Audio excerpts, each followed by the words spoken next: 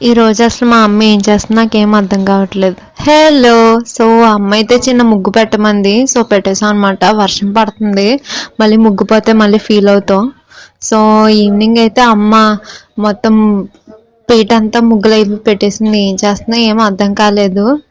So లింగం అయితే వేసిమ్మంది, వేసి ఇచ్చాను. మొత్తం లింగం వేసి డెకరేషన్ చేయమంది, చేసాను.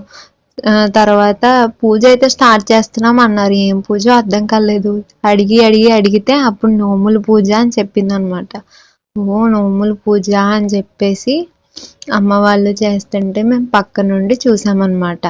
అదేంటమ్మా లింగం ఇంకా వెలిగించట్లేదు అంటే, ఇప్పుడు వెలిగిస్తే ఆవిరి వచ్చేస్తుంది, లాస్ట్లో వెలిగిద్దాం అన్నారనమాట. సో నోముల పూజకు కావాల్సిన తోరణాలు అయితే తీసి పక్కన పెట్టేశారనమాట. సో అవి పెట్టి పూజలు అయితే చేశారనమాట. తర్వాత ఆ తోరణాలు చేతికి కట్టేసుకొని నైవేద్యం అయితే కూడా పెట్టేశారనమాట దేవుళ్ళకి. శివ పూజ కాబట్టి ఈరోజు బూర్లు అరిసెలు అవి చేశారనమాట.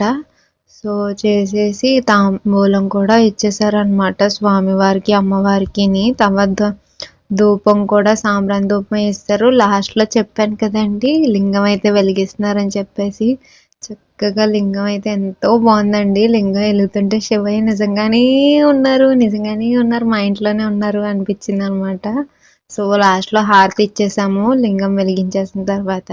రేపు మేము హనుమాన్ చాలీసా పూజ పెట్టుకుంటున్నాం అనమాట. దానికి కావాల్సిన ఐటమ్స్ ఇవి. నెక్స్ట్ వీడియోలో కలుసుకుందాం. Bye bye.